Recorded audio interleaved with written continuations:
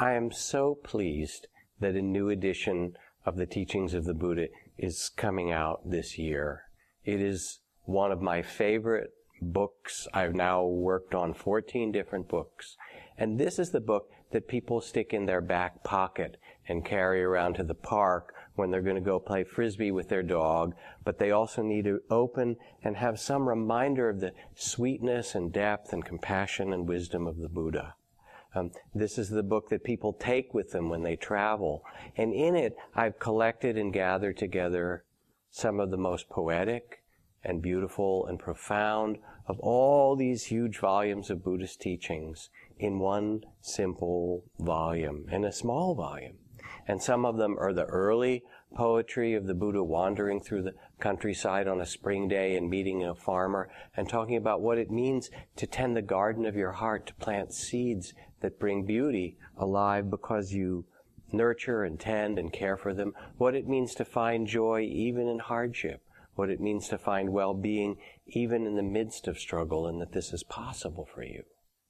And then there are the texts that are very powerful that speak of the sufferings of the world, the fire sermons, taking your seat in the middle of the fires of life and holding your dignity.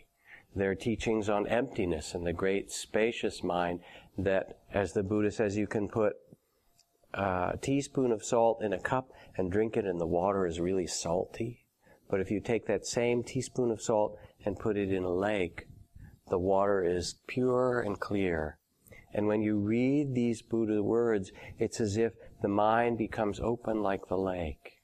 And you read the words of the great Zen masters of Huangpo and Huineng. You read the texts from the Sutta Nipata where the Buddha says, do not cling to any opinion or point of view, but rest in the reality of the present. With the mind clear, the heart open, the invitations that come through each of these texts is to remember something that we know deeply in ourselves. What my teacher Ajahn Chah called the one who knows awakens when we read these texts and we go, oh yes, this is what I needed. This is the sweet medicine of the Dharma. This is the reminder. This is the compassion.